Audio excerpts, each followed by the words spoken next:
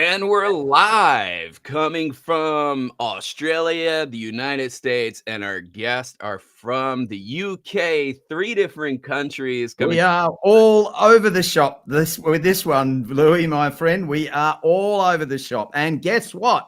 For the very first time, we're all here on the same day, at least for the next hour anyway, before I go into Monday. It is breakfast and coffee time for me. It's always coffee time, let's be And honest. it's gin and tonic for me. Yeah, and it's about cocktail time for you, Shane, I would say, right?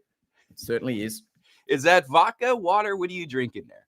Oh, might just be a little G&T, mate. I love some G&T. We'll have to have a gin conversation. Absolutely, we will. We're super excited to come to y'all live today. This is a new day, new time for us. Yeah. And we are already seeing people popping into the room. So thank you guys for supporting us as we shift the time here. As you come in, please let us know where you're dialing in from. We love to see what part of the world are you coming into.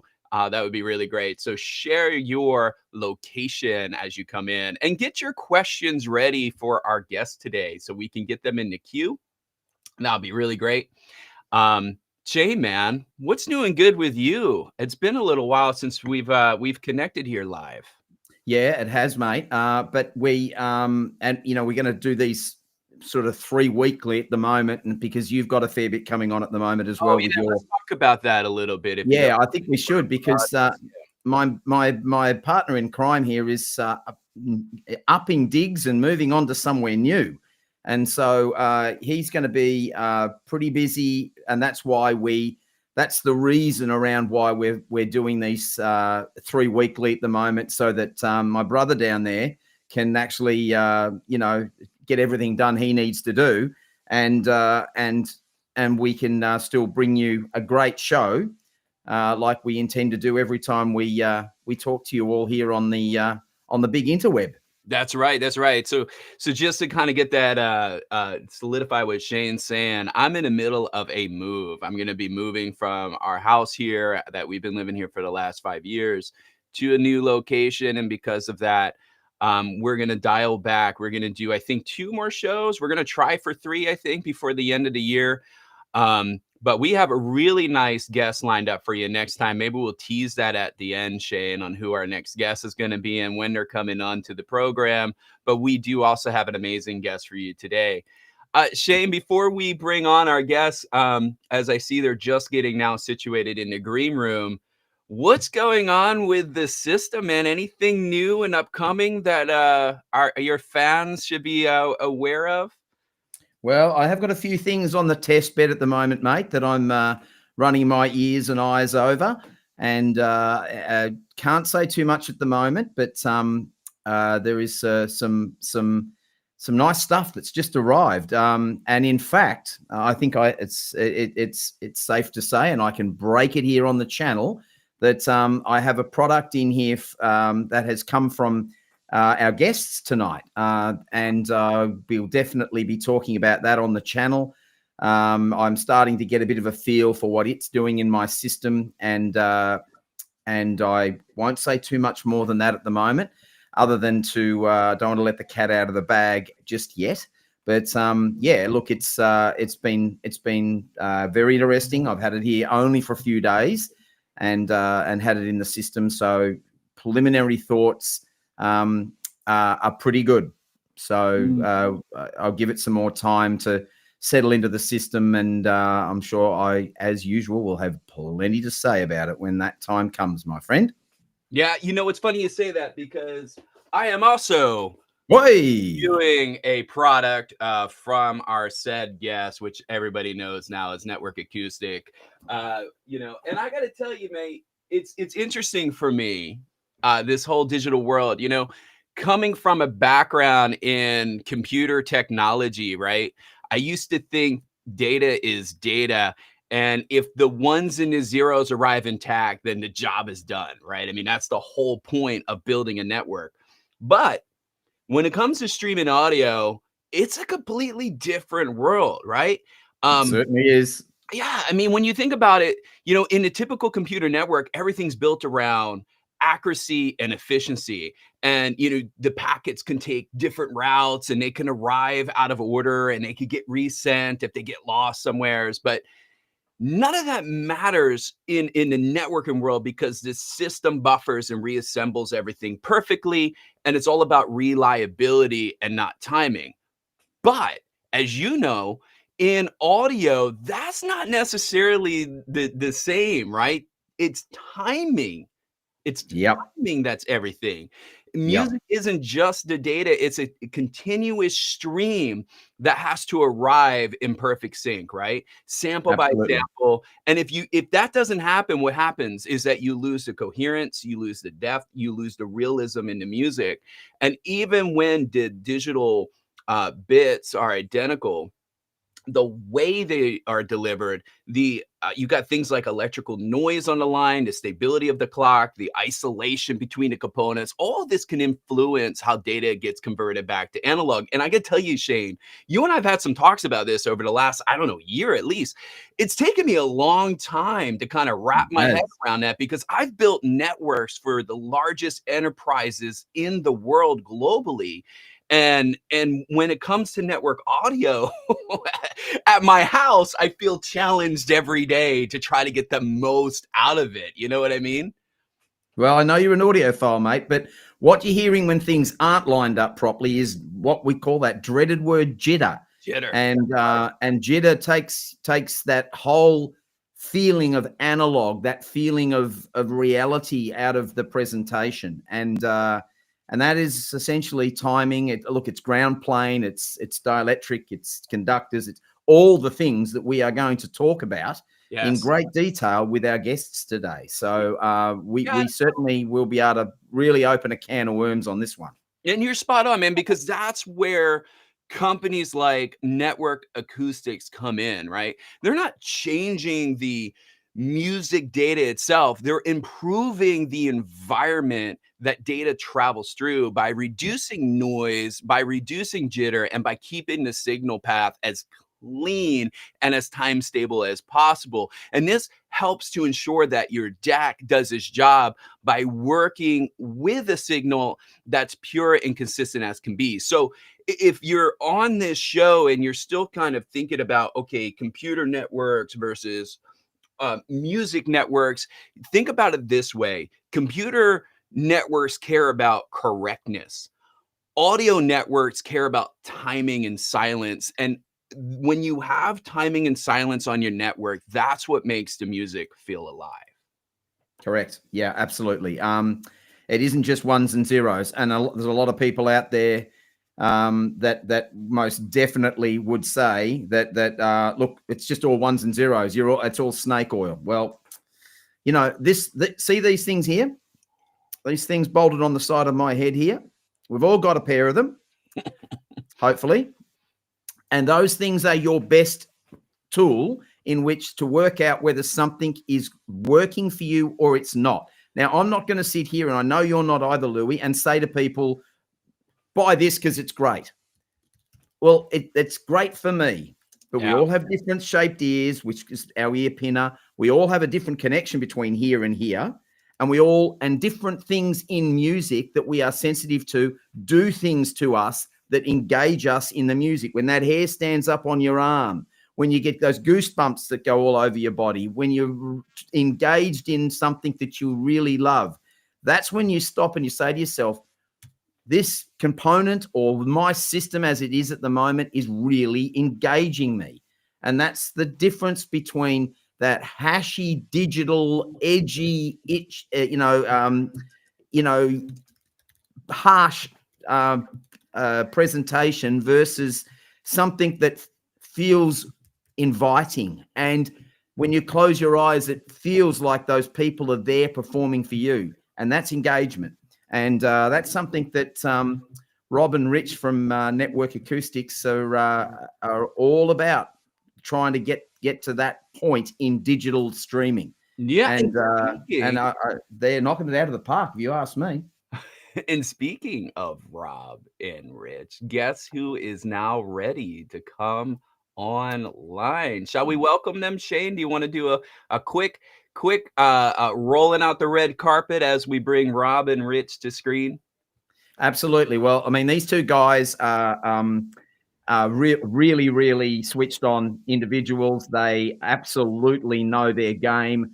I've been lucky to be working with Network Acoustics now for a little while, and they've been bringing me products to review for them, and everything that I've had from the initial stage right up to what I've got in my system now has just brought me closer and closer and closer to the music. So, ladies and gentlemen, please give a rousing welcome to Rob and Rich from Network Acoustics. Good afternoon in the UK, fellas. Oh, I hope we can live up to that. Yeah. Great intro. Thank you for having us. Thank you. Oh, you're welcome. Thanks for being here. Yes. Yes. So Yes. No, this is Rob and I'm Rich. Yes. So that clears all that up. Sorry, I should... haircuts, so that's fine. You know, yeah. Hey, don't worry about that. You're the odd one out here, mate, over there. Louis, my boy. You know, give me a few more years. I'll be there, guys. A few more years. Well, so thanks very much, guys, for coming on. Look, this area is you know, it's interesting and it's cutting edge, and there's a lot of there's a lot of misconception here. There's a lot of people that just really, you know, maybe just don't get it or don't understand it, or think it's just, as we said before, just ones and zeros, and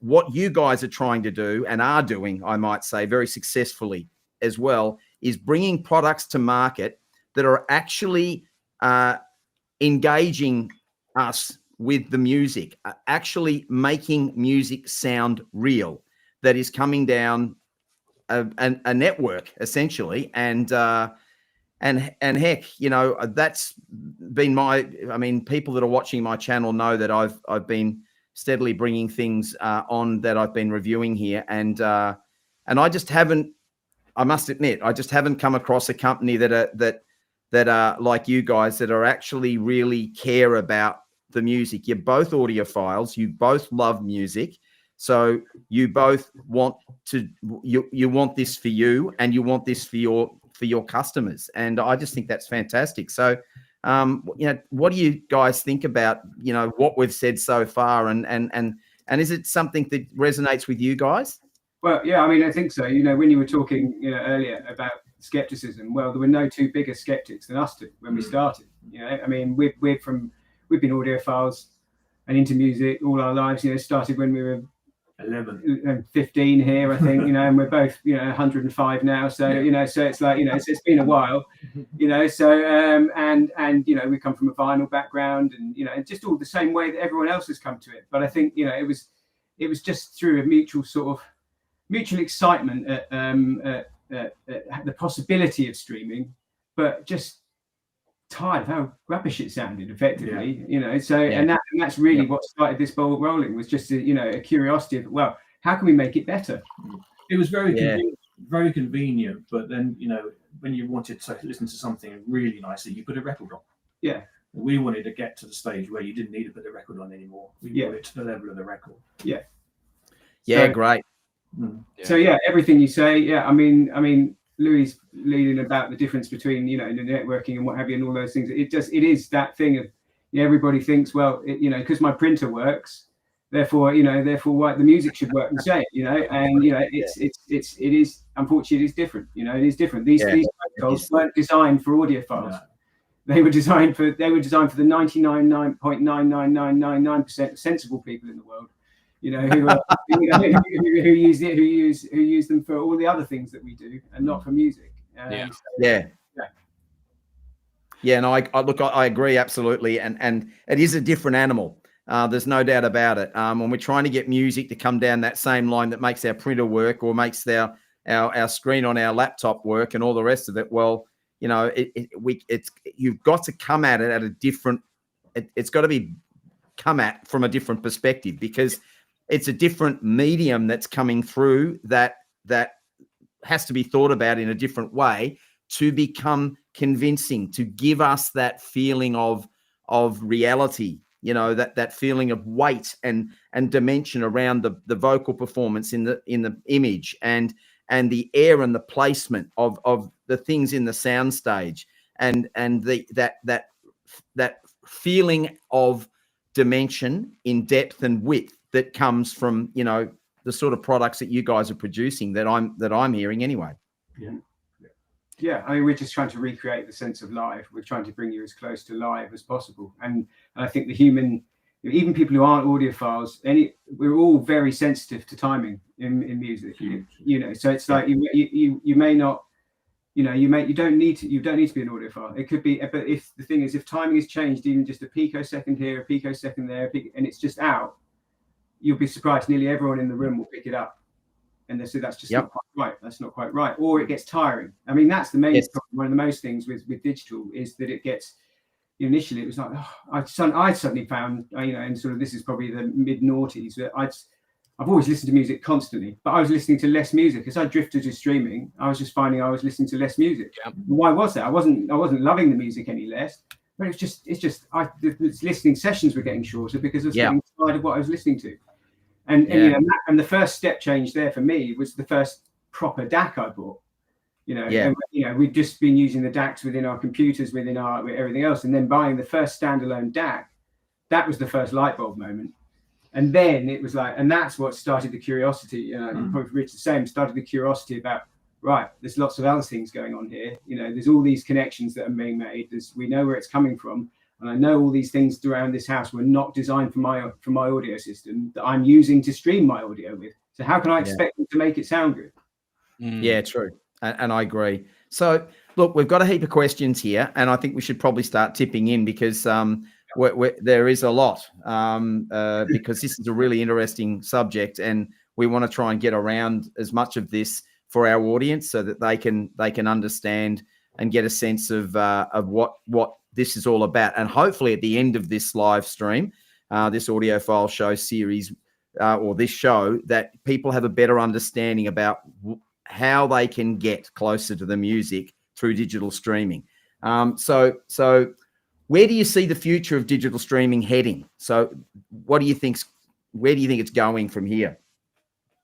I mean, yeah, I guess. Well, that's almost it's kind of there, isn't it? We're jumping, to the end. So it's a big question, that one. I mean, I see streaming becoming more and more and more what everyone does all the time.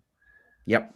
I think that people who play vinyl records will still do that, just for the nostalgia of it, just because they enjoy the mechanism of doing it, and there's something very nice about that. And you know, if you've gone to the effort of cleaning your disc and lining it all up and listening to it, you're going to listen to the whole side. Yeah.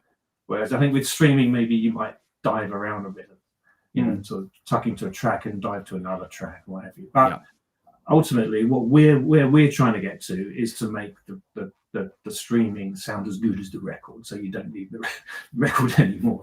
Or that if you should always have that same balance of quality. That you should, you know, because I think the record, we're you know, both massive vinyl fans, and I think that's what we always aim for. You know, when we hear the best vinyl systems in the world, I think a few years ago at the high end show, we were in the Nagra room, and Nagra had just finished their new turntable, and they had one of the best systems, and stunning. And they were playing, you know, The Wall, I think it was, which we've all heard a million times, and yet we both sat in there and listened to it to the end.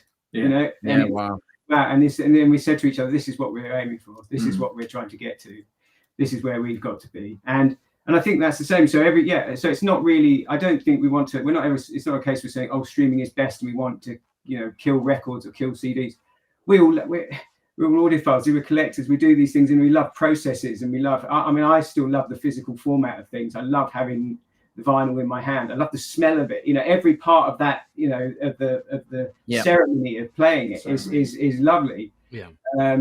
But equally, just the logistics of my life mean that or the restrictions of my life mean that I spend more time listening to streaming, and I just don't want it to sound bad. I want it to sound as good as that vinyl, and I don't have to get up and turn it over, because I am, you know, getting older, getting lazier, and you know, so there is that. And I think we've seen that with our customers. You know, when we first started, which 6 years ago, most of our customers were using streaming to discover music, not to listen to it.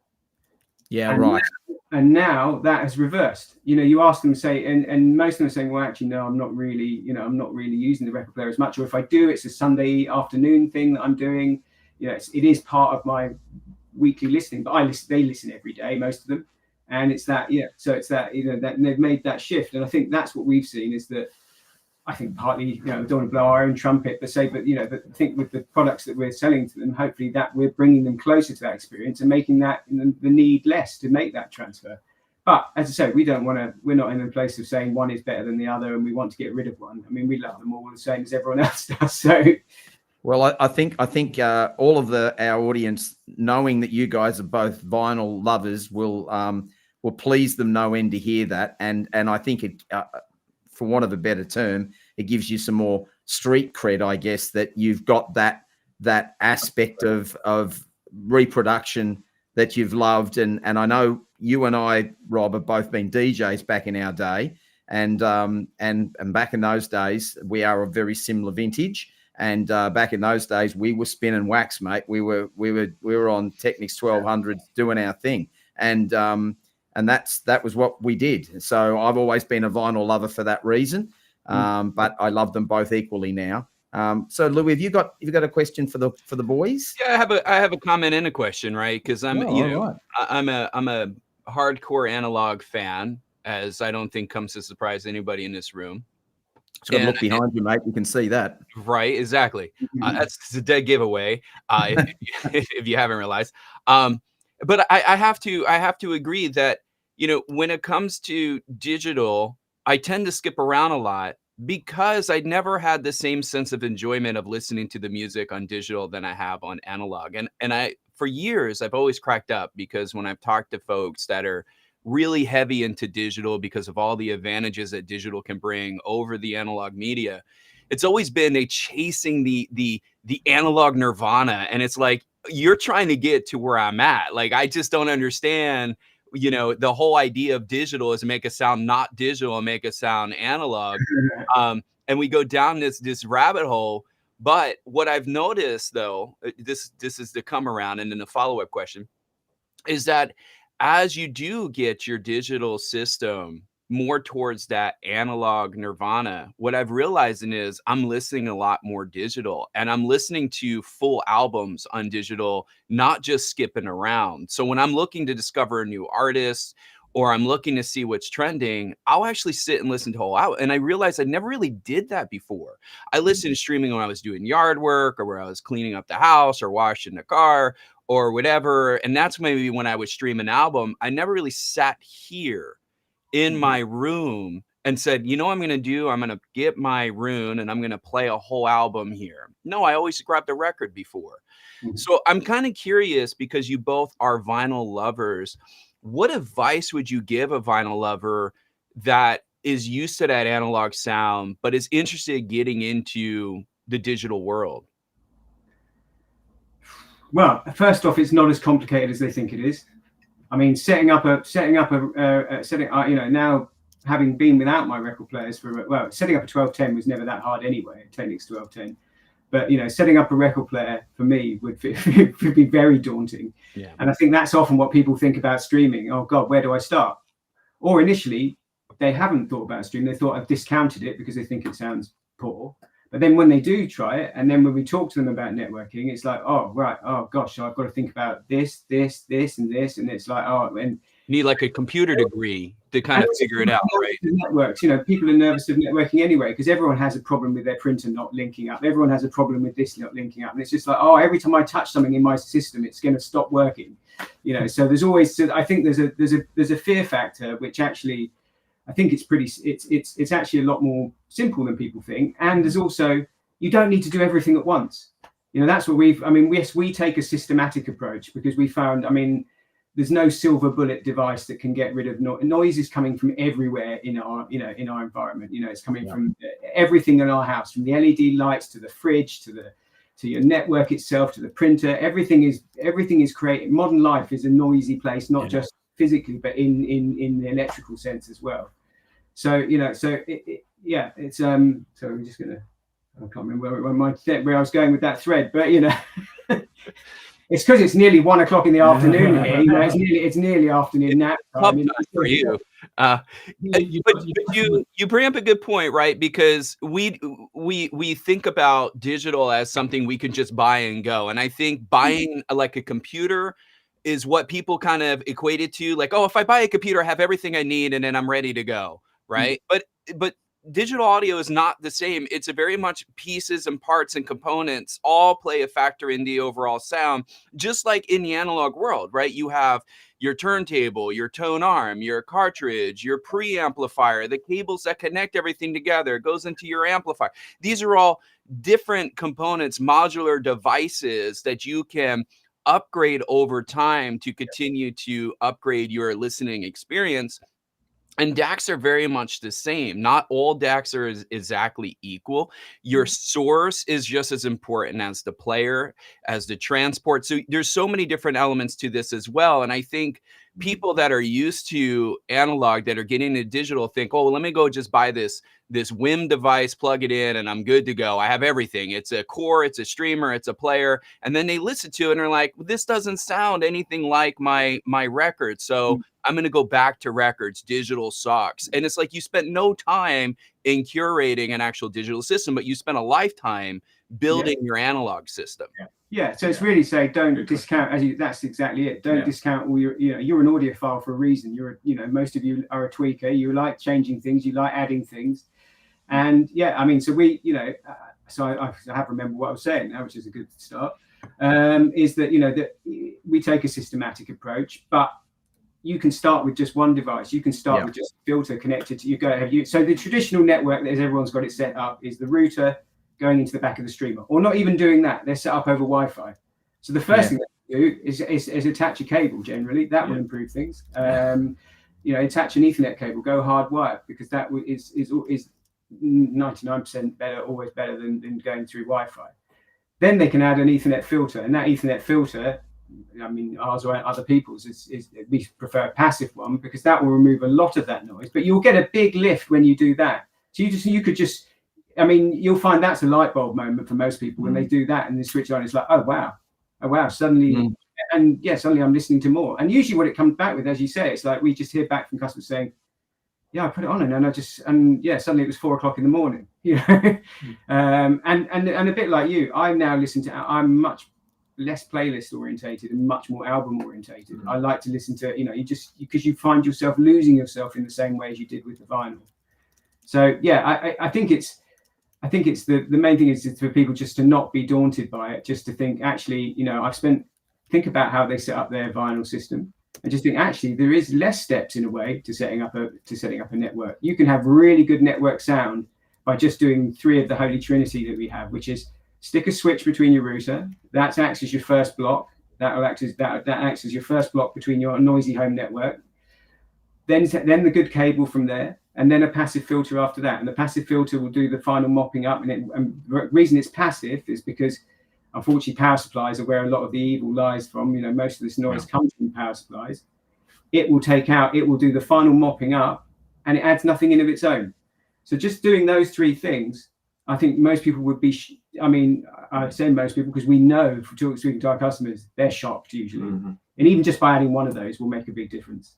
I think, Louis, we spoke a little bit when we just started speaking. I said, just try, why don't you try adding you said you had a 14, I don't want to, out you in terms of what you're using on your network, but you had like a 14, 15 pound TP-Link switch. And I suggested just buying an iFi iPower little switch mode power supply, but this filtered power supply, which is, I think, $50, $70, depending which country we're in, £50. That's right. And even by doing that, has a dramatic effect on how well that switch works. It actually did. So no worries about outing me. I've been that never really thought about the core networking side of digital until I really started to have deep conversations with you guys, and of course, Shane, you and I have spent many early Wednesday mornings talking about it. And I got to say, and what I love about y'all is that you recommend us something you don't even resell, right? To go start with this first, start with upgrading the power supply of your switch, and this little $70, $80 upgrade is is going to give you a performance of a $1,000+ switch. And I got to say, it did. I wasn't expecting there to be a big change, but it did bring out these subtle subtle differences. But also what I really noticed was like this clear kind of refinement. The top end had this the top end kind of lost this like bit of glare. Cymbals on the instruments, you know, sounded more natural. The edges felt less sharp. Everything just felt a little bit more realistic by just changing the power on a network switch, which is quite frankly a really simple and easy change to do, you know? Yeah, I mean, I think that's often we just think, you know, and rightly people are skeptical. Why shouldn't you? You should be skeptical, I think, you know, about anything new. But it's just like it's such an easy way to just test. And also you can find out whether you're set as, because we all have different sensitivity to these things as well in terms of how we experience the effects of noise on our system. You know, some people are much more sensitive to it than others. And so it's also quite a good way. You might find out, actually, I can save a fortune here. I don't hear this. So, and you can move on to another part of your system. Sadly, as you know, for most people, I say sadly because it is it's an addictive route to start going down. For most people, yet they hear what you heard. But as you say, it's about making it as risk-free for people to try these things, because it is a new step. You're stepping into something new that doesn't necessarily make sense on based on what you know so far. But that's why we're always just such massive fans of, you've got to try it. You try it at home, try it yourself. You know, that's when we set the business up, the one thing we wanted to do was, like we said to each other, we've been customers all our lives. Yeah, we've got this second chance at this career. How would we want to? And we've said, well, the biggest thing we want always is to be able to try it at home without someone breathing down our neck in a shop, and try our home over a period of time. So it was core to us to have like our 60-day money back guarantee. I know lots of other people do that, but it's just try it. And if you can try it without the feeling I've got anything to risk here. And I guess the first step is, even before you spend some money with someone like us or another company, is you can buy what you bought from Amazon and send it back to Amazon if you want. It's exactly what I did, by the way. I was skeptical. I'm going to admit I was skeptical. And it's exactly what I did. I bought on Amazon because I knew that if it didn't work, I could go ahead and return it. And iFi is the actual seller on Amazon as well. So I knew I was getting a quality product from them. So they have their own store on Amazon. So when you're buying that power supply, you're buying from the manufacturer themselves. So I had confidence I was getting a quality, unused, undamaged product. But I also knew that, hey, if I didn't hear anything, if Rob's just blowing smoke up my buttocks, I'll just send it back to Amazon. I'll get my money back. Yeah. But it's here to stay. And now I'm working on upgrading other power supplies and other networking components in the rest of my house, just because I know it's got to make a difference. Yeah. Well, I can actually. It's a very similar path to your turntable. You really, when you said about the amount of effort you put in to get your turntable bang on, right, and the expense. Yeah, it's the same path with streaming. Streaming, if you do it cheap, it's not going to sound so good. But if you put the time and the effort and get the right products, it's going to be damn good. Yeah. Well, I guess that's the same as anything, isn't it? I mean, it's not like we're reinventing the whole wheel thing here. It's if you want the quality stuff, it's we all want to step our way up there. And what you guys talk about a lot in my conversations I've had with you, Rob, is that try this or try that. I mean, as Louis says, you've said, try something. Doesn't have to be our product, but we know that if you do this, you're going to hear an improvement. And what that said to me, is I'm sure Louis would agree, is it gave you people credibility around the fact that you immediately know what you're talking about. You know that if you do a clean, decent power supply, now look, I guarantee there'll be that many people out there that go, what? Like putting a decent power supply on a router or a router, wherever we are in the world. And I didn't swear, sorry. But like, how can that make a difference? Well, do it. Yeah. Do it. And if you have got half a set of ears on your head, you are going to immediately hear the things Louis spoke about. Cymbal splashes sounding more like a piece at the end of a drumstick. hitting the attack, the sustain of the cymbal, and then the decay as the cymbal runs away. You don't hear that on a cheap, nasty power supply. What you hear is you hear a hash, and then it's gone. Yep.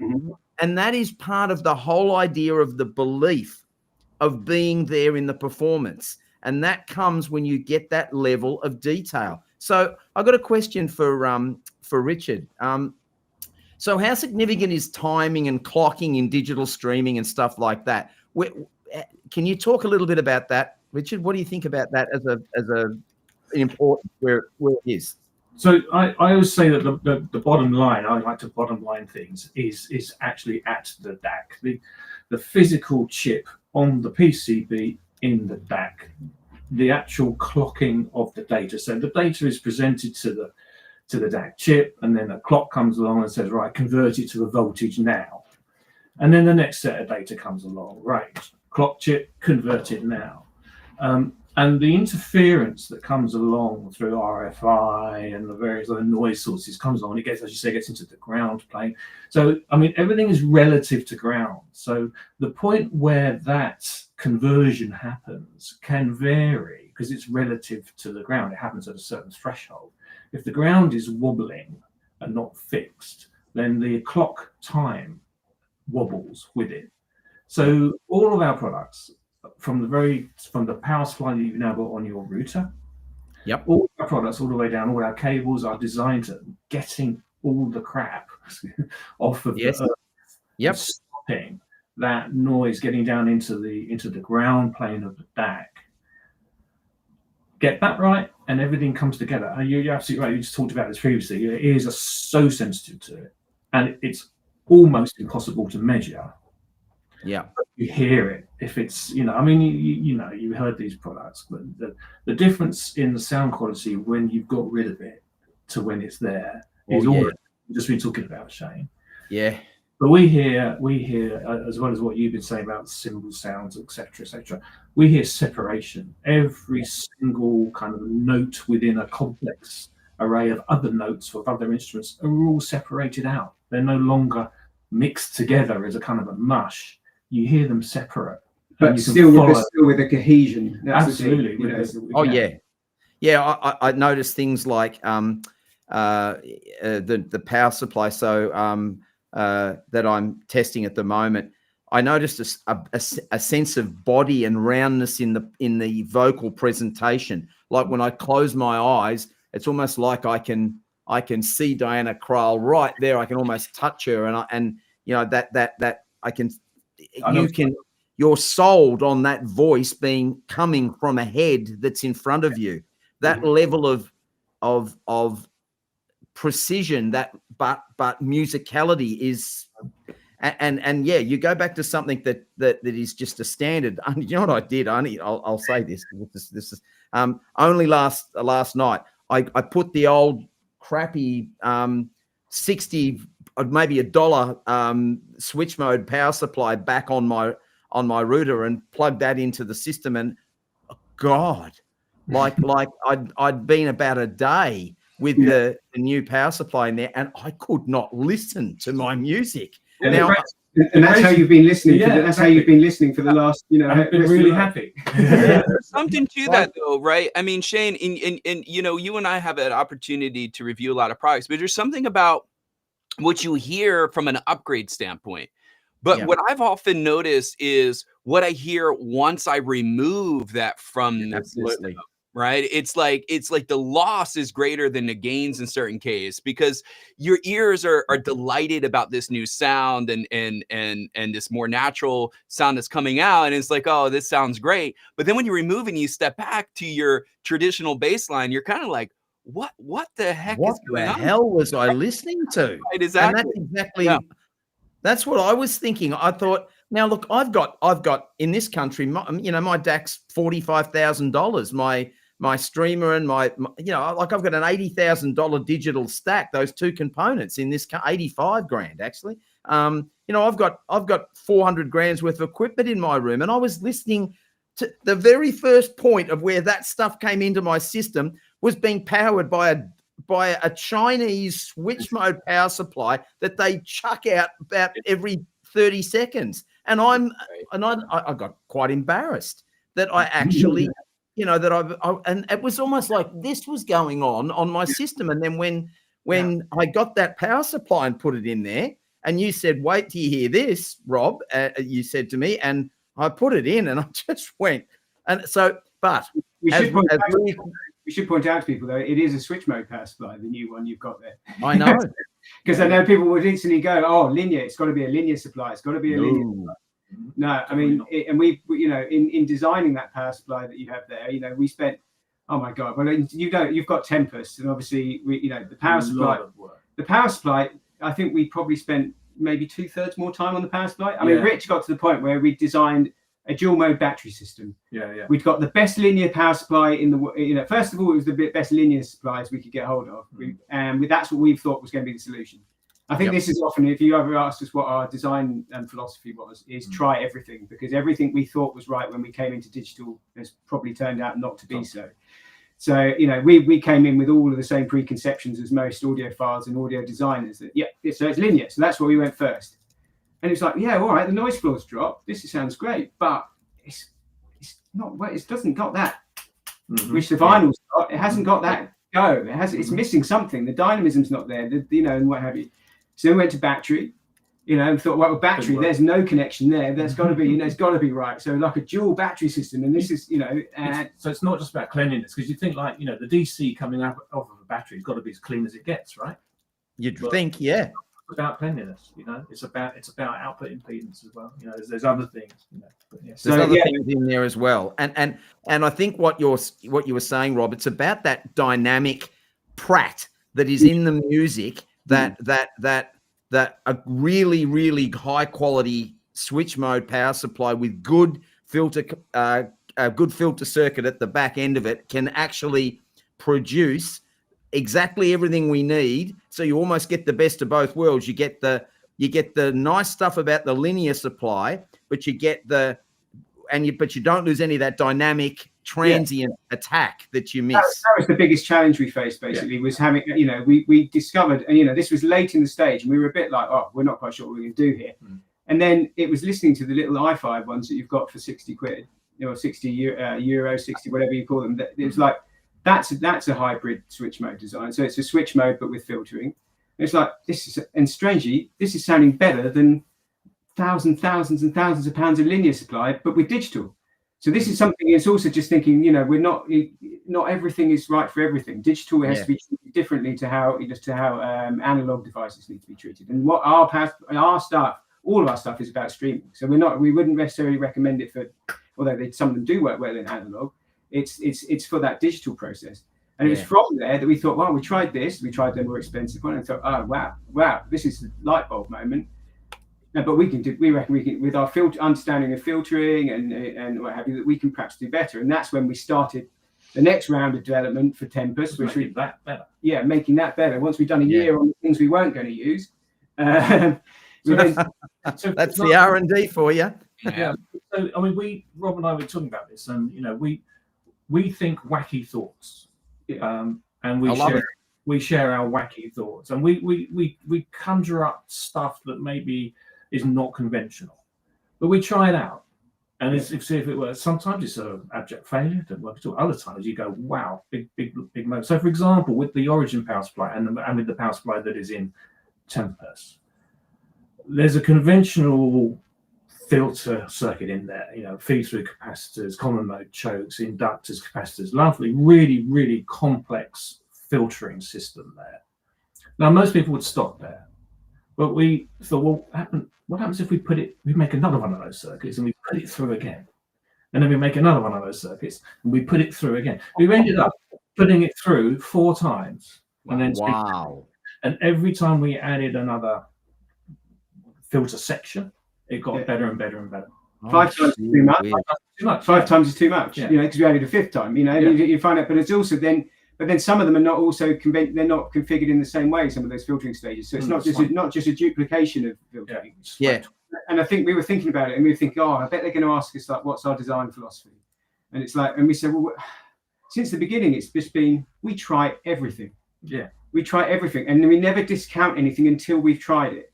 Because we started off with theories, and we've discovered that the theories that we first knew were wrong, and everything we tried, not everything, but we try things and we follow a line, and we know our theories are informed by repeated listening, basically repeated listening. We both spend we were doing it before we came on air. Now we were just sitting upstairs. We're working on a new cable and a new other product, which we can't talk about. And we'd make some small changes to it, and we were just doing that. Listen, we were doing something again that it's just like it wouldn't really have made sense to do it, but we thought, but because it doesn't necessarily make sense, doesn't mean we shouldn't try it. Yeah. And I think that's what we've and I think maybe perhaps it's because it's our second careers again. We're coming around to this a second time that we haven't spent a lifetime tying ourselves to particular theories and building a framework of thought around it. We've been doing it as hobby all our lives, but never have been having to. So that gives you a freedom, and I think we've come to this with a sense of freedom, and it's because we're just we're like schoolboys most of the time. We're so excited about what we're coming, and I think you mentioned it. We're always our first customers, so we're just really looking for how can we make it sound better. What could we do? What if we did that? And then we see another material being used somewhere else in another industry or another application, but that is doing a similar thing. Like, it might be something to do with vibration, it might be something to do with damping, and we'll try that. So it's just I think it's just we try not to have any boundaries, in that sense. I suppose the design philosophy is we leave no stone unturned. Yes. Probably the best way to describe. Yeah. I think you've got some. Because a lot of people come on and say, "Oh, well, we're all about." I mean, we are all about improving timing, but we're not all about. Some people say, "Oh, well, you're about doing it over the Ethernet." Well, we're not. We're just that the Ethernet is where it's at the moment. We will work in there, and it's like we're not tied to using electric.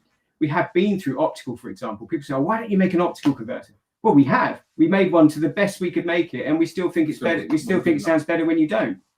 So we could launch a product because we could sell an optical converter because people want something that people think that should work, but we don't sell one because it isn't the best. So so it's about it's just about trying these things, and then we try everyone else's things as well. Well, that's how you do it, don't you? Yeah, I mean that's the thing. Now I know that we've got some questions from our audience, and Louis got them racked up here. That you two are very popular, it would seem, because there are a lot of people wanting to ask you questions. So Louis, I'd love to do this and come on under a pseudonym, but So we're gonna switch over to the Q&A portion of the show. I don't have sound effects, so I'm gonna go dun dun dun and flip the screen to the Q&A mode. Folks, this is the Q&A side of the interview. So if you have questions for Rob and Richard, this would be a great time for you to post them. We've had a lot of questions that have come in, and we're going to start out with Nick. And Nick is asking, is a switch clocking before the streamer more effective than DDC after the streamer with master clock?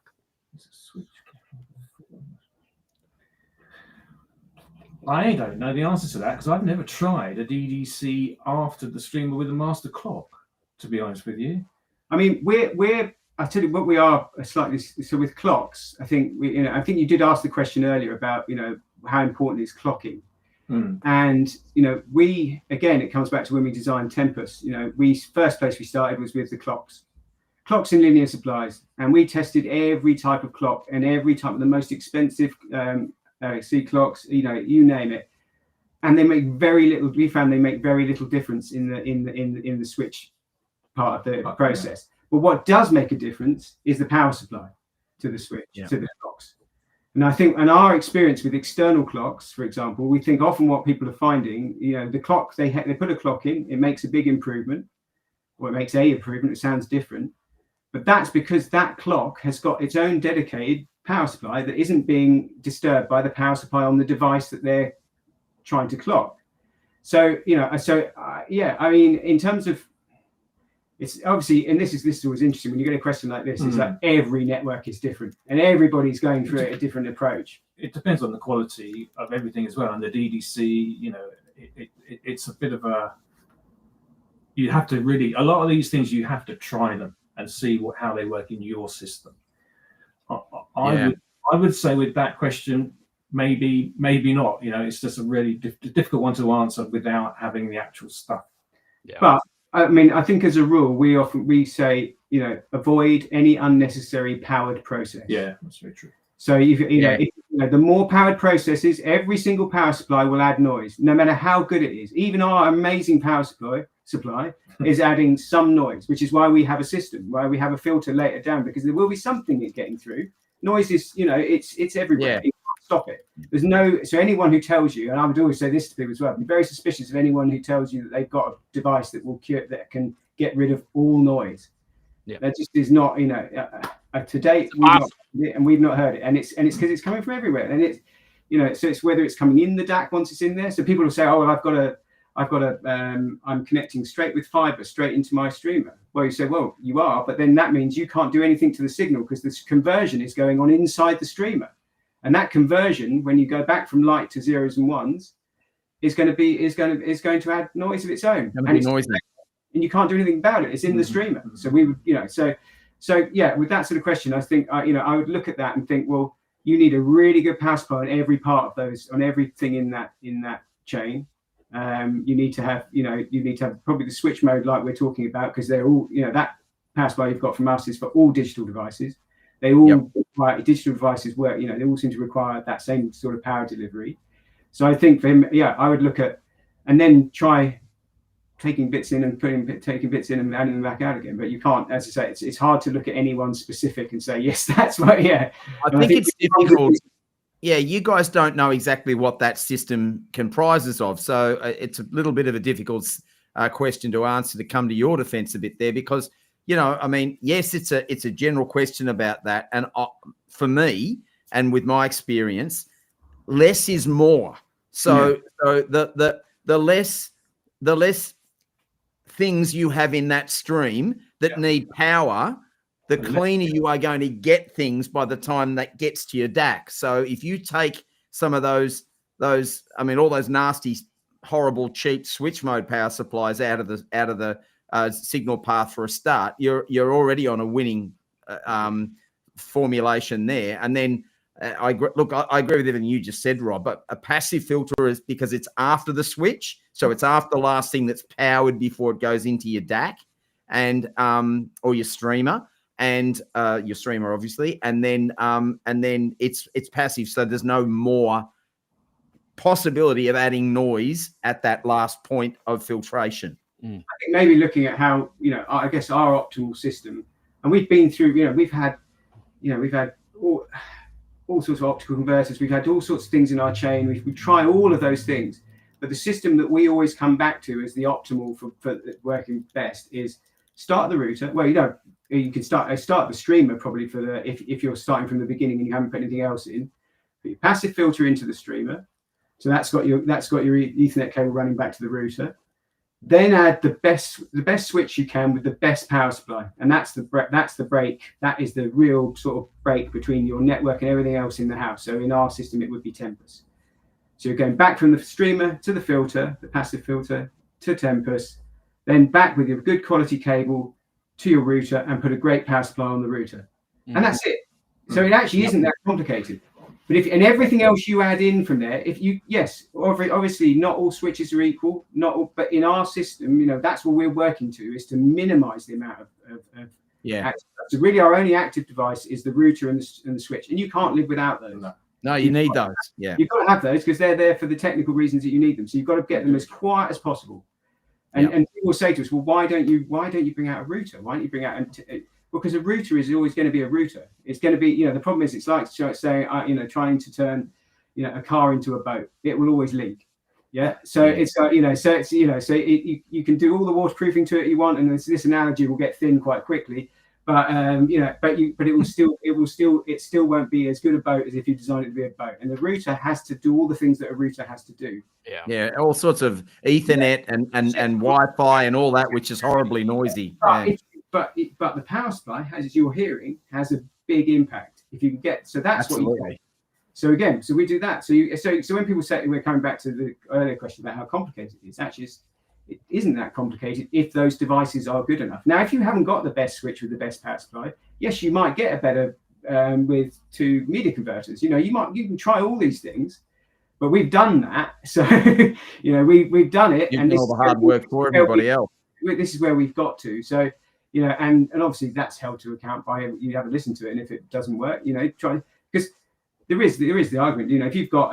If you haven't done anything else and you just put a media converter in, and by a media converter I mean an optical converter, like a TP-Link or something like that, you will probably hear an improvement. Well, you'll hear what will potentially sound like an improvement, but you'll get a lowering of the noise floor, but you won't get the dynamics. You'll lose probably dynamics, and you'll probably lose all that bit you're still searching, because we're not just searching. And I think that's what a lot of audiophiles we talk to, they want to lower the noise floor, and they do that. And you said, but are you still listening? Well, there's something missing. Yes, because you don't just concentrate on the noise floor. You've got to concentrate on the whole thing, the dynamics, the making the analog sound isn't all about noise floor. No. I think we are as audiophiles guilty of focusing far too much on lowering the noise floor, and do it at all costs of everything else. And that can be done, but you still might find you don't like listening to your music if you just focus on that. Well, that actually, I think, transitions or segues nicely into the next question around when should you start looking at implementing network acoustics devices, given that the price of the components themselves. Should you plug this into an already existing high-end system, or should you start looking maybe when you already have a mid-fi system, start introducing network acoustics into that system as you start transitioning into hi-fi? At what point do you think it makes sense to start addressing, getting the perfect digital sound into your DAC? Yeah, I mean, I would say at the midpoint. I mean, we've put out products on £500 streamers, and it really improves them dramatic. But would you put a £1,600, £1,700 Ethernet filter on a £500 streamer? Probably not. But if you did, it would improve it. Yeah. Likewise, if you were to buy a £20,000 DAC or a £20,000 streamer at the very high end, if you like, and have no network treatments at all, you're wasting your money. Yeah.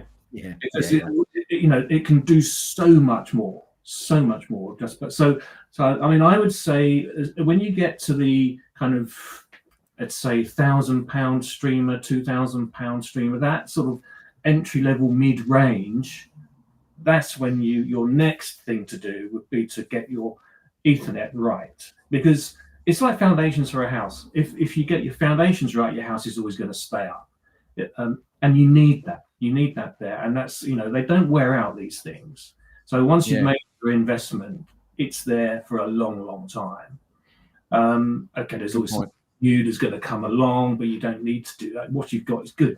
And then anything you then add on to that, and you upgrade your DAC to £5,000, £10,000, you're going to hear everything it can do. Yeah, because basically, I mean, all of our devices are about upgrading your streamer. They're about upgrading your streamer and your DAC. If you've spent, as Richard was saying, if you've spent £20,000, whatever you've spent on a DAC, you're really only, if you and the streamer the same, if you're not treating the network, then you're probably only getting half of what it can do.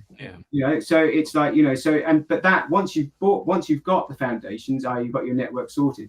Every time you buy, then when you buy a new streamer and you go up with a new DAC, you're getting everything that DAC and streamer can do. So it's about squeezing as much value out of the things up the chain.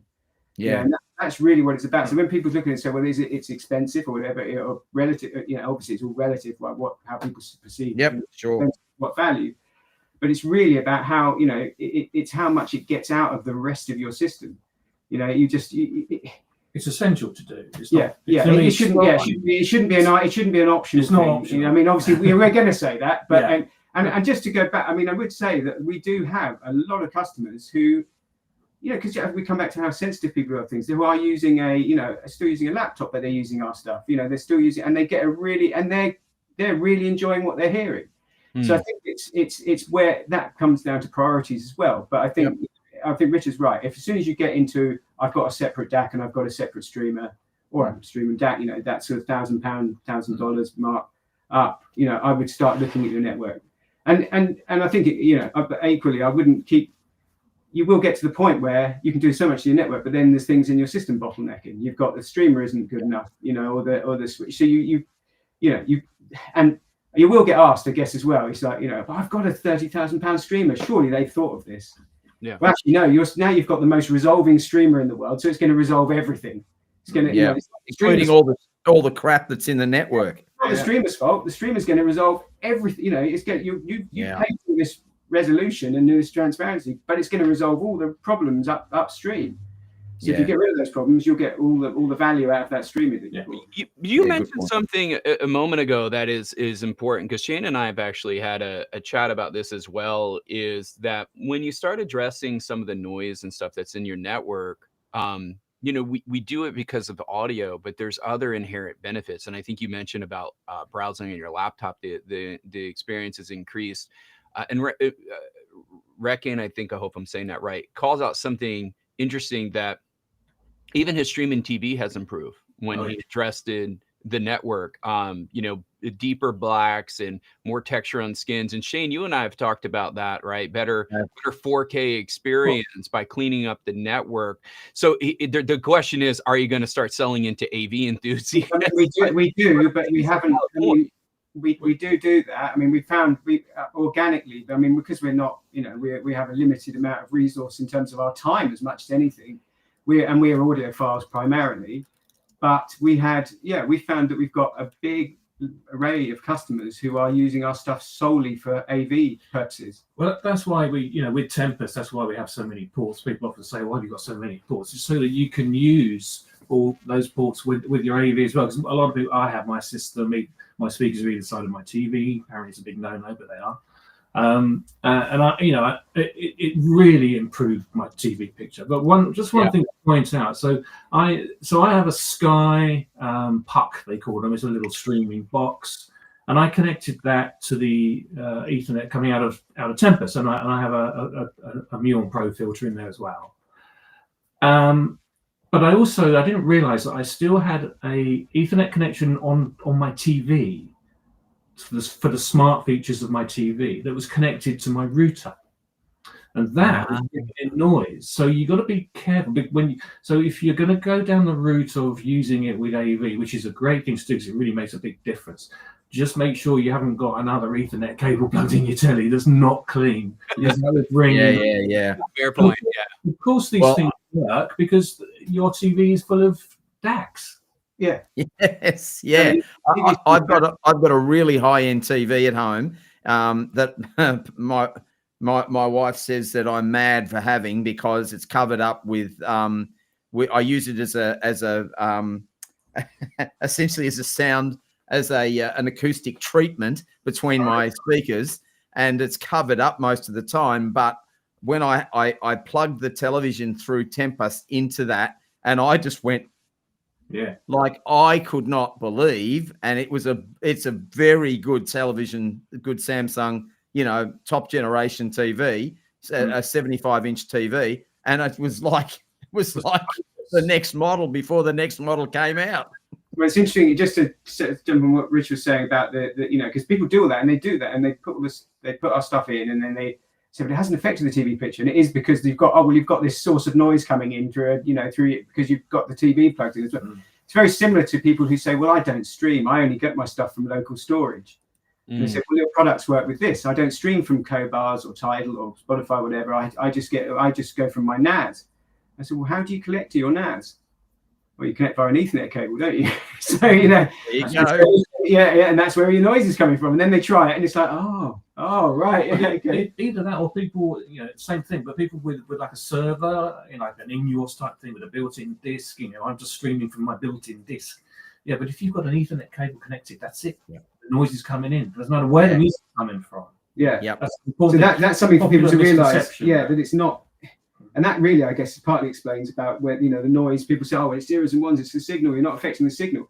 It's not even when a signal's coming in. It's just the fact you've got a physical connection to the Ethernet, and all that noise coming in. Yeah, come through there, whether you're streaming or not. We can't control that. It's outside, so it's coming into our house and into our system, and so everything that's coming in via that Ethernet signal should be going through, you know, a good quality catch, if you like, a filter to catch all that rubbish and deal with it. Yeah, obviously depending on how far you know, I mean, in the same way, you know, I'm not a video file, if you like, so I don't care as much about that. So So I'm what I would, most people are about music in the real world, like my family, who are quite happy with the Sonos in our house, So it's a sort of like, I am with TV, so hadn't noticed, but then yes, you plug it in and it's like, oh, right. And then once you've had it, can't live without it. It's same with anything, once you've had better. Yeah. So we have some questions coming in from recommendations. We have 2 questions that are asking about recommendations here. The first one is, I feel like we touched on this a little bit, but maybe we can just clarify this. Would you recommend switch mode or a linear power supply for a network switch? We've kind of covered that, haven't we? But yeah, definitely. I mean, it's about implementation because, switched mode, the cheap Chinese wall wart things, I mean, those are switch mode power supplies, but they're dreadful. Throw them away. Yeah, they are. Switch mode power supply, but it's not dreadful, so keep it. It's down to implementation, but if you take 2 power supplies implemented with the same care and precision, I would say that the switch mode power supply will give better for digital products, not necessarily for amplifiers and analog stuff, but not necessarily. There are exceptions. I have a solution amplifier, a power amplifier. It has a switch mode power supply in it, and it's amazing. Yeah. But yeah, I would definitely. Yeah. I mean, switch. That's why we make those products. Otherwise, we would be making linear power. Yeah, I mean, we didn't come into this thinking, as I think we've said all along, we never came into it thinking linear should be best. Yeah, we did. Yeah. So it's just through testing and trying and finding that, doing the work, and we found out that actually switch mode, and it's universal. We have not found a situation where linear improves over switch mode, but it is down to how not all switch modes are equal. No, as we're saying. So absolutely. I mean, mode inherently would have been noisy otherwise, but you've got to get the filtering right, and you've got to do the filtering without crushing anything as well. So so it's a I mean, I think the thing is you've got to that anybody think, like, if you're going to buy a linear power supply, it's generally going to be a lot better quality than a 50-cent Chinese nasty switch mode power supply, which comes with everything we buy. Essentially, and it will sound better than that. So the linear supply you plug in will sound better than that. Yeah, and I think that's what a lot of people, it's again, try other things. You'll try the linear supply and think, well, that linear supply sounds amazing. But have you tried a good switch mode? No. Well, there you go. And I think that's the learning, isn't it? That's the learning that you guys have come across, and that is that by by trial and error, you found out that switch modes are better. We have the luxury, Shane, that we're doing this for it's work and pleasure. So we get not everyone.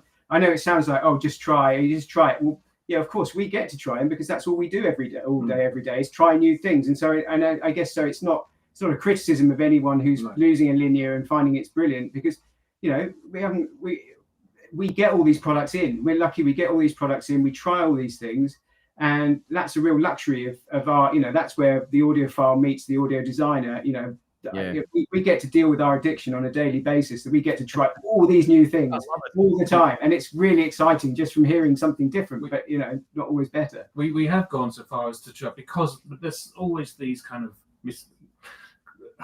assumptions or things happen on various forums or what have you, that linear is better than switch mode, and that becomes the norm, if you like. And when you go against the norm, there's always a bit of kickback on that. Yeah. But we did try and implement a linear power supply in one of our network switches. Just couldn't get it to work, right? No. It just wasn't as good. And we're not alone in this. I mean, there's other manufacturers. I mean, Antipodes are, they're moving to switch mode. Have moved. Chord are big into switch mode. I mean, it's again, it's just there are certain things that are, I guess, I don't know whether this word is universal, but catnip to audiophiles.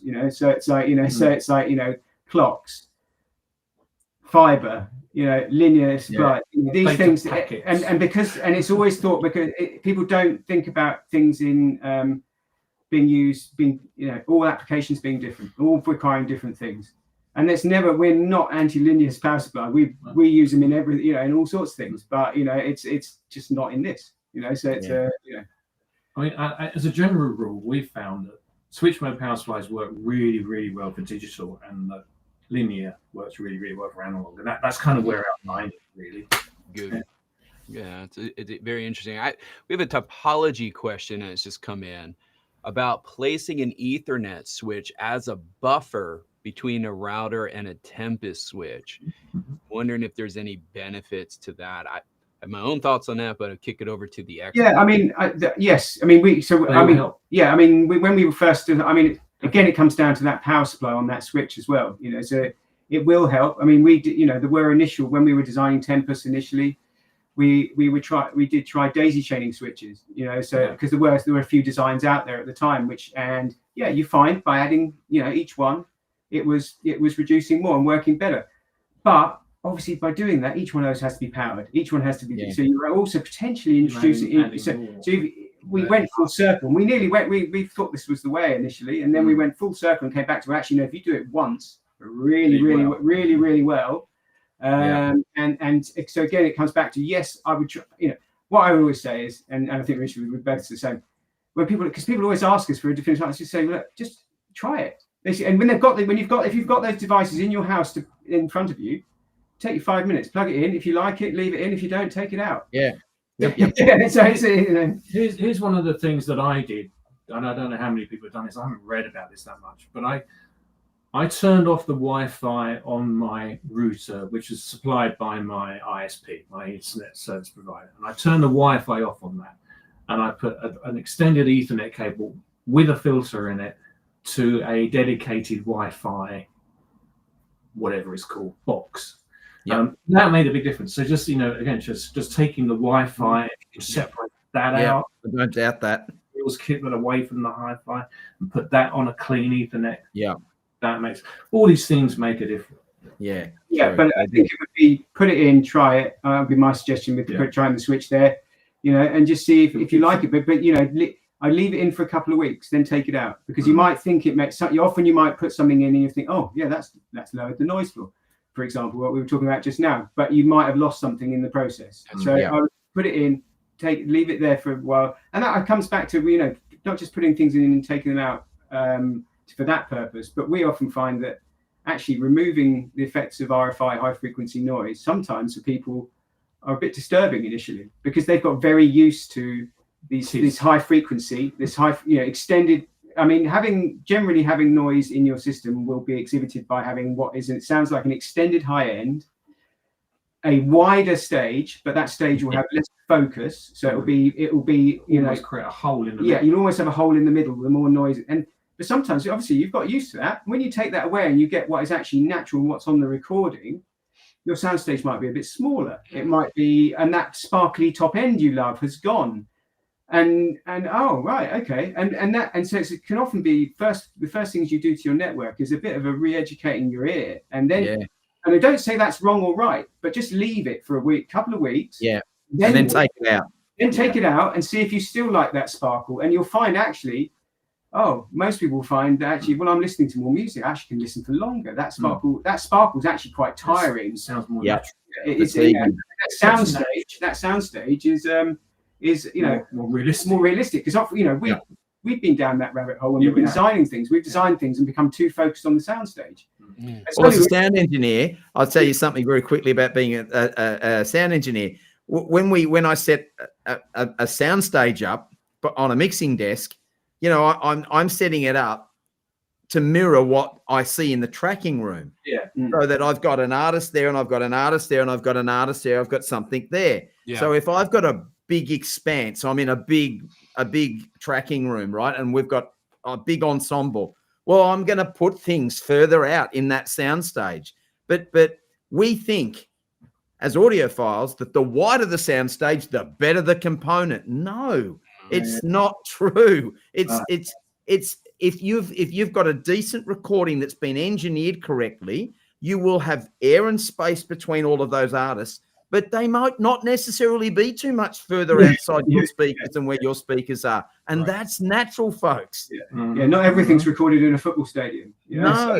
No. So I think, you know, and what you'll find is also, and we got down this route with one of our products, and you suddenly realized there was nothing.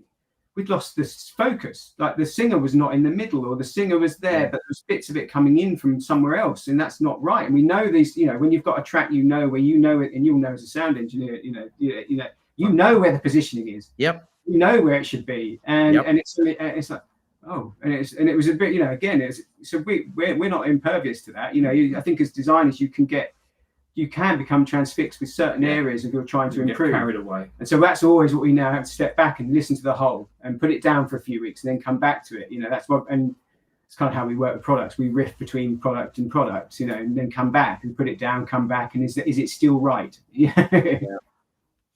So we have a technical question here with your experience of dealing with pure silver and power and LAN cables, and if there's been changes in sound or improvements in the sound quality. I think overall the quality of the conductor in digital is we've found to be very, very critical. Very critical. Yeah. And you know, we've been through all sorts, whether the cable is twisted, whether it's multi-stranded twisted, whether it's a single solid core, what the dielectric is, of course. Yeah, definitely silver. There's a perception of silver in cables for analog, for speaker cables, interconnects. Oh, I don't like silver, a bit bright. That's not the case with digital. And it's not the case in analog. When you get it right in analog. Exactly. I think Shane and I were talking about this the other day, saying, you know, people make comments about, and I think this is why a question like that almost highlights that you can't look at that on its own. You can't say, yes, silver is better, because it's how it was reacting with the dielectric. You know, we've been through so many different conductor designs with our supplier of conductors, and the manufacturer who makes stuff for us, going backwards and forwards. And again, it comes back to, yes, silver as a rule, yes, silver seems to be pretty good. But then we found actually we've moved away from OCC silver, because we found OCC silver, which in theory, OCC should be best. Well, for people, OCC crystal. Yep. It's single crystal, so you have no molecular boundaries, so there's no joins. So that sounds like that should be brilliant. That should be the best. But we've actually found going back to sort of jewelry grade silver. Yep. But we don't use that across everything. We use it in some things, and we've actually, you know, our main new house conductor is a combination. It's an alloy of silver and copper. And so it's not a traditional silver plate, but it is an alloy, and it's been specially made for us. But it's but again, it is the reaction between its application, implementation, and then how it reacts with the things that you're using around it. So the dielectric then becomes key. Then this case becomes key. The connectors become key. Capacitors. All of these things are part of the jigsaw puzzle. And there's silver and and I've said this on my channel many, many times. Harsh silver is often poor quality silver, and we hear it as being harsh and fatiguing. And good quality silver is airy and light and delicate and correct. Well, it should I mean, silver often, you know, we said it the other day, you know, silver often sounds the way people perceive copper should sound. People think copper should sound warm and lovely. Actually, well, silver often can sound warmer and lovelier than. I agree. That's why I got silver. My whole loom is silver in my system. Best conductor. Yeah. Well, since we're talking about cables, we did have a question just come in about Cat 5 and 6 and optical and beyond. Is there a preferred type of cable, spec of cable that y'all recommend? Well, those specifications are really for industry, and they specify how long you can have it. You know, the length of the cable. I mean, so they would more so if you've got how will it work over 3 miles, for example. Yeah, exactly. Yeah. And as we're generally talking about 1.5 meters or less. So you can break the rules of conventional Cat 5, Cat 6, Cat 7 if you're just over a short distance like we are, and therefore, I mean, you wouldn't find pure silver or the kind of alloys, the materials that we use in a Cat 5 or Cat 6 cable. So we don't adhere to those standards. We make things that sound correct. Yeah. I guess what we have found, though, so I guess just to qualify that, is obviously that we like an 8-wire cable. So an 8-wire cable. So you know, so I know this comes back to speed. You know, when we started, everyone said slow is best. Slow is best. Everything should be 100 meg. So we went with that. And then it was only in the process of designing the Muon Pro where we were working with our mastering engineer customers who said, well, actually, we need a filter that works at a gig, because all of our applications in the studio, whether we're recording or rendering, they all need to work at a gig. And we're like, oh, we don't know whether it will sound as good. And anyway, so we made the gig version. And blowing it down, it sounds much better than 100 meg. You know, and it's because that's an 8-wire construction. So all right, it's working at a gig. So but it will work up to. Well, we've tested them in networks up to 2.5 gig. It's hard to find 2. 10 gig devices to test them between. That's enterprise networking. And again, it comes down. I would say think about the number of wires in there. So think it should. We definitely think an 8-wire cables and 8-wire filter, eight core filters work better than 100 meg. That's in our experience with and we've tested it pretty universally. I mean, I know there will be applications, and if someone's got a device that's set up specifically for 100 meg, then that might, again, application, you've got to always try that. And that's why on Tempest, for example, we have 100 meg ports, but we found like a gig is pretty much universal. But the cat thing, I wouldn't worry too much about. No. What was the other part of the question?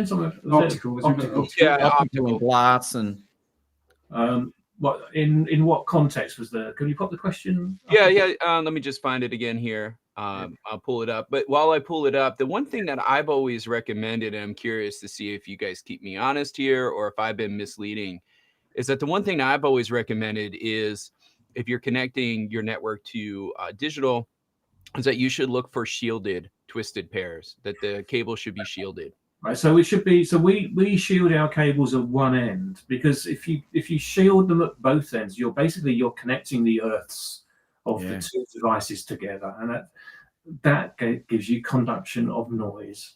So you don't want to be doing that. But there is definitely a good result with grounding just one end. So our Ethernet cables have a copper. It's not a braid; it's a copper sheath, and that is just grounded at one end. Yeah, the source end. Yeah. So the furthest end, because there is an arrow, so those cables are directional, and obviously for that reason. Yeah. I mean, the cable itself will, and this will be able to start a lot of arguments, will become directional as well, just from usage. The actual conductors, if you switch them around after a long time, it will sound slightly different, but they're not directional. They're not directional to begin with. The only directional part of it is obviously because we want the shield to be connected as far away from in the opposite end of where the music's going. So that makes sense. I was going to ask that question actually. So you've answered it. I know these things are directional. Why is that? Is it got something to do with the grounding side of things, which was going to lead me into a ground plane question, which I will be asking you in a minute after Louis gets through our audience questions. Yeah, lots of audience questions. I did find the original question here. I'm going to pop it up on the screen, but I think it is timely. So y'all, you make a good point. You make your own cables. Your thoughts of plugging those cables into other components in the network that might not be connected to your devices. Would users, if they just bought your Ethernet cables, would they notice a big difference, or is it the synergy of the system? Yeah, the Ethernet notice a difference. Yeah, the Ethernet cable is just. I mean, I think we come back to our sort of holy trinity of things. The cable, the filter, the switch in the network, and the cables are just as important because they're the weakest link. Yeah. We spend as much time. And I think when people say, and I think obviously we manufacture entirely in the UK, so we have we can only make things. We can only make things to a certain price point. We can't make things as cheap as you can in other parts of the world. So what we try and do is add value where we feel like we should. If we're going to sell something as high end, then everything should be. So when we supply a cable, the cable in our Ethernet comes with our Ethernet filters. We've spent as much time on that cable as we have on the filter. Because we know that's a weak link. And so we spent and for some people they might not want the box. So the cable is effectively it's rejecting noise and doing filtering in its own right. So 100% the cables are. We would cables. We're going to fire up all the cable deniers out there. Look out, Rob. Look out. Bring it on. Yeah. I agree. Bring it on. I love having a debate about cables. Yeah, but they won't. I mean, but the problem is, as we know, they won't listen to them. So we can't. That's where it always falls down. It's because they won't. But I still have a great time in the woods to know they don't fall or whatever it is. It's like bears. Yeah. Is it bears? I don't know. Bears in woods. So looking at glass, optical glass, and beyond. Going back to that question. Well, optical for us, I mean, I guess the place we suggest to use it is if you've got a long run between your router and your first switch, and say Tempest. That's why we have the SFP ports on Tempest, because in the UK, most of our houses are tiny, so we don't have a problem with long runs necessarily. But a lot of our customers are in the US or other places where they've got maybe 100 meters or so to cover. Yeah. And having 100 meter, making one of our cables 100 meters, that's you're going to need a mortgage. So, whereas, and you've got, and it's still a cable. So, yeah, that would be where we would suggest using fiber is in that first link. Works really well there. And the great thing with Tempest is you've got, because of the quality of the power supply, the SFP adapter that you put in there, if you put a good one in, you need to be spending around about 100 quid on the Finisar. I can't remember the name, but it's a really long name. But because of the quality of the power supply, that is going to work really, really, really well. So yeah, that's a good money-saving tip, I would say. Yeah. So there we would suggest to use it, but then the final leg, I would go always in the electrical domains, because use a cable, use a copper cable, well, or, an Ethernet cable traditionally. Electrons, not photons. Yeah.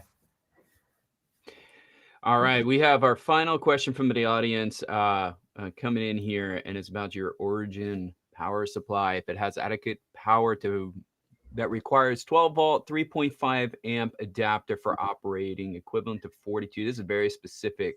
Yeah, it's a very easy question. The answer is yes. There you go. There you go. Done. I love there you. You go, Dan. You got a yes to that question. Dan is a regular contributor on my channel. Dan is kindly. I think Dan has most of our. He has a lot of our kit already. I think So thank you for the question, Dan. Yeah, and it will work. There we go. Audience for sending in their questions. Shane, I think you had a few other questions that came in early on that we'll kick it back over to you to drive. But thank you for sharing your questions. Yeah, no, thanks everybody. That was great. It just goes to show you we've got a very engaged audience here. They are very interested in this you guys. So we're very, very happy to have you here. So let's talk a little bit more about that. Because just to say, if anyone does have any questions about networking, that's what we're, just drop us a line. Go and come to our website, drop us a line. We're happy to, because everyone's network is different and there's so many specific questions, and that's what we spend our days doing, and we love doing it. So please give us a shout if you have any specific questions. We'd love to try and help. There you go. So please reach out to the guys at Network Acoustics, and they'll only be too happy to help you. And that's just the kind of guys they are. So we want to talk a bit about the ground plane. So talk about either one of you. Talk about why that's important in network streaming. The ground plane on a PCB, we did cover it earlier, really. I mean, it's the reference point. Everything has to have a reference, and ground is 0 volts, if you like. In other words, ground is the reference point. And if your reference point is not stable, nothing else in the circuit can be stable, particularly when you come to the clocking of the DAC. That's fundamentally it. So noise on the ground plane, bad news. I mean, it's kind of quite straightforward principle, really. Yeah. So we've talked a bit about isolation in relation to dielectric and what sort of conductors you guys prefer to use, and that there is some differences between where you use a conductor, in the product line. Can you tell me a little bit about why that is? Why would copper be better in a? Is it just because you guys have voiced the product and found that it sounds better that way, or is there any other thought process that goes into that? We don't. I mean, we should say we don't voice our products. So I mean, we just aim for transparency. That's all we're aiming for. We're aiming for them to disappear. So I'm not to jump on that, but it's so. But I think it's a hard question to give a straight answer to, because there is so many variables involved. Because we just tested everything, and in terms of we go through so many different. We've been through so many different conductors and dielectric combinations, and we keep going through that. And each device seems to react differently with slightly different dielectric. With a slight, we get to a point where we do use the same wire across quite a few products, the same base core wire. But then as that changes, we change that as well. And so I think it's hard to say. And we change how we use it. Yeah, I think that's probably more. So we might use the same wire and we change how we do it, and that then requires a different dielectric structure. Some of the things are very labor intensive, so that's why variation in price, because labor costs. Yeah, I think price usually how much. Price is really down to obviously the cost of the raw materials, but it's generally down to the complexity of the build. And because we build most things by hand, it's just like some things just take. And I think that some of the things we couldn't, a lot of our stuff couldn't be built by machine, because it's just the way, it just wouldn't be doable. So that goes a long way to explaining the product. I mean, the cost involved in producing products at this level is so labor intensive that's got to be taken into account. So for people that are looking at the price and going, well, gee whiz, okay, but there's a reason around this stuff, and that is that you can't just have a robot punch those out every minute and a half. Otherwise you'd be able to buy them from, that's why we sell, think we're selling things you can't get from somewhere else. That's why cheaper cables don't sound so good. Yeah, because you can't. Yeah. Because the process is because it just wouldn't make sense to make. Also, it wouldn't make sense to build a mechanized system to make to make 100 cables. So we're making things that perhaps a robot could make, but it would never make industrial sense to build that robot to make only 100 cables for the 100 audiophiles who want to spend, who want that specific, have that specific need. And so, I mean, obviously it's, there are choices out there for everyone, and there are devices. There are a lot of devices now. When we started, we were the first to market. There wasn't another Ethernet filter out there when the first Eno 1 came out. Now there are maybe 15, 20 Ethernet filters, and they're all pretty good. You can get one at, if you haven't got anything, there's things that sort of $200, and that try that. That's a great, it will. I'm not saying ours might be too expensive for you. It might not be, but it might also show you what's possible. And it comes a bit back to that switch. That switch shows you what's possible, and if you like where it's going, then you can carry on. If you don't, go somewhere else. I mean, I guess that's where we are on it. Yeah. All right. Well, how about this for a bit of a curly question for you guys? I won't frighten you, but can you talk to me a little bit about, or what can you tell us, our audience, about what's coming next for Network Acoustics? Can you tell us a little bit about where you're going next, and what's in both of your minds about what you want to optimize, or where you think there's a bit of improvement to be made in that next step? What about the next generation of products that are coming along? Asking the general, and you can talk about some of the specific things we're looking at. I mean, so in general, we're approaching our Gen 3 Ethernet product. Okay. And as I said earlier, the learning curve and development curve has been steep, and we think we're getting to a place with those gens. So the next step is quite a big one again, and we always try and do that because we think, I think we're always conscious with our customers that they've been, the early adopters, the people who've been with us since the beginning, have seen, hopefully they've seen it every time they get something. It's a big step up. The downside of that is how often they've had to buy something, I guess, the frequency of purchase. So we are always conscious of that. It's like, so if we are going to launch something, even if it's going to be, say only 2 or 3 years after the last thing, it has to be a big step up. Otherwise, it's not coming out, and that we don't think that's fair on our customers. And so we're getting to that point now where the next, we think we've done with what the products that are coming, what is possible within Ethernet as it stands, and so that's where, so I think, there's going to be, I think people can expect quite a big step up, but it might then after that, where it's now, it might be a plateau. It might be, but there may be something different that changes, something in the paradigm of how we stream. It might be a new protocol, it might be a new, new Wi-Fi. Who knows what will happen? Yeah, I think the next step we'll see that's actually established. I think it should be the point where we can say this is established. This is our gold standard. I mean, other people. I mean, obviously, we're in a competitive market, and everybody's trying to do these things, and that's the exciting thing about this as well. Is that there's lots of things coming from lots of places, and all people are working against in different ways. I think we're going to talk about what we can do about vibration and damping. In terms of what Rob just said, there are products in the pipeline. There's things that we want to do as well that aren't even started yet. I mean, I've got something that I've just built for myself in my own system, and I'd love to get that out there. I mean, vibration is a really thing. So the new vibration feet that we have, we'll start to ship those with some of our future products. But also looking at so where we think we've made big leaps with the new stuff is actually just the filtering, not just the filtering itself. It's all about the enclosure materials. It's the damping effect of the enclosure materials that are really, really having a big impact. I mean, you can put the same filter in different enclosure with different other bits around it, and it will sound completely different. So I think this is what's quite exciting for us, because we think actually we're seeing our competitors doing what we were doing maybe 3 or 4 years ago, and now we're looking at other areas because we've kind of got there with the filtering, and now we're looking at all the other parts that go around. And I think that again comes back to, we see everything, nothing on any of our products is there for show. It's all there. Yeah.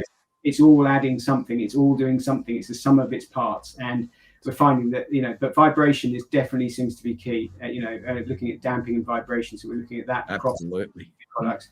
And as Richard mentioned, we're looking at, we've got new products that we're looking for in the power, that we think there's still more to do with power and networking. There's potentially some of the bigger boxes that you've got around your system that we might be knocking on the door of soon as well. So, I mean, I guess the one good thing about, people say, you get us being perhaps coming to this slightly later in life is we're excited and we're restless and we're in a bit of a hurry. We've got lots of ideas. We've got lots of ideas, and we want to see if they work. Yeah. So it's like, we're always looking for better. We're always looking for something new, and then we're always thinking, well, could we make that thing over there work better as well? Because it's attached to us. If it's attached to streaming, there's always, as soon as we've got a moment, it's like, we haven't done anything with that. What can we do with that? Yeah. I love that. I love that whole approach. So, and that's why I'm really happy to be reviewing stuff from you guys, because your approach is infectious in this area, and I think it's that kind of inquisitive minds that really need to be in this area, because this is the area where we don't want to leave any stone unturned. We want to get there. We want it to sound as close to all that stuff that Louis got behind him back there, and we want to get that.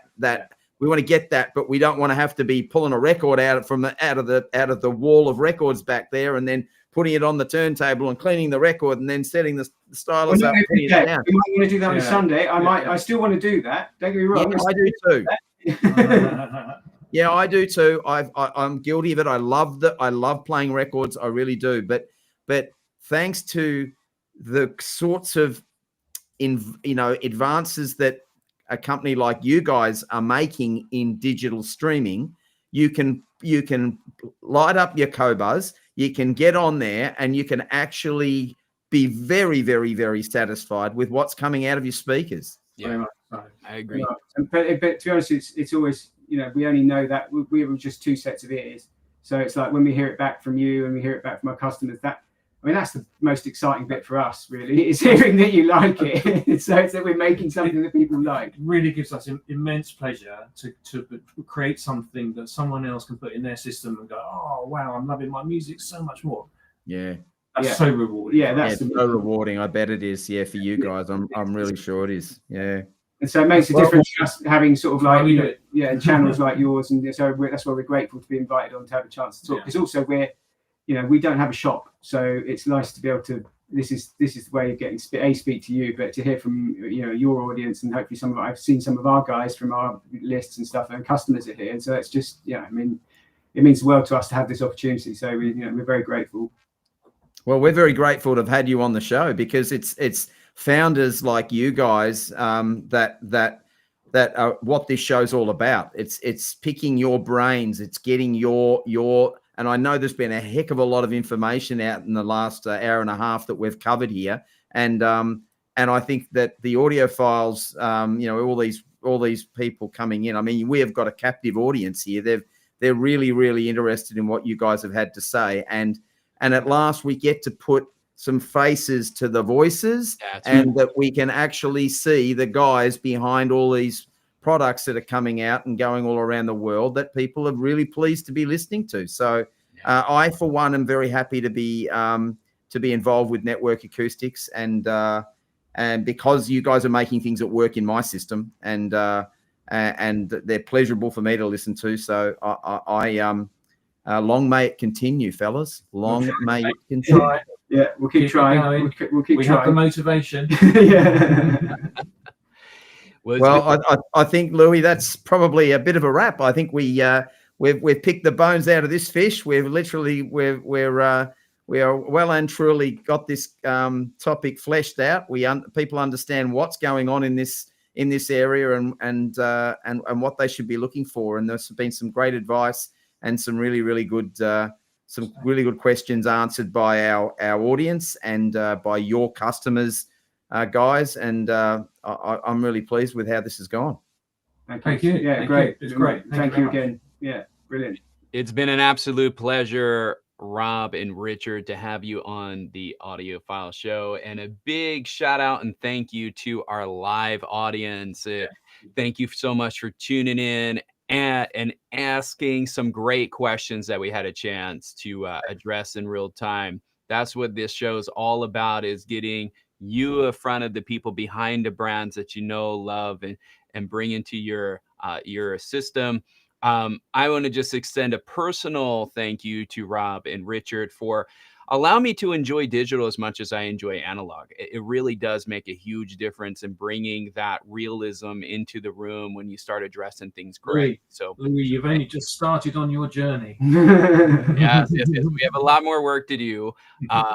Quite frankly, like I said earlier, I've ignored digital for a majority of my listening career because I could never get it to sound as good as analog. But I see the light, and I know that we can get there. So I'm excited to go down this journey, and I'm going to be documenting the journey on the channel, which I've already kind of teased out earlier. But thank you, gentlemen, so much. We have a wonderful show and guests coming up. Shane, I don't know if you want to tease out the next show here, but we have another show in we've got a very big guest that's coming on. We've got none other than Andrew Jones from KEF fame and then from the MoFi fame of more recent time, speaker designer. So we're really looking forward to talking to Andrew, and he's a fascinating character as well, just like our guests here with us tonight are. And we just onward and upward we go, mate. We're getting people like Network Acoustics jumping on to talk to us that are happy to do so. We've got Andrew Jones coming on. We're starting to knock it out of the park with this show, and we're very pleased to be bringing this to all of our audience so that they can really get behind the brands and see the brains that are producing these products and what goes into it, the philosophy behind it. So yeah, we're Andrew Jones next up, I think in 3 weeks. It's very exciting. Yes. So we'll have more on that coming soon. But Rob, Richard, again, thank you so much for spending your afternoon with us. It's been a pleasure having y'all dial in live from the UK. So this is thanks, guys. Absolutely amazing. It was a great show. I'm sure everybody's going to love watching this. I think this is going to get rewatched a lot of times. I really think it is. And not just by my mum. Wherever you are across the world, thank you so much for tuning in. We can't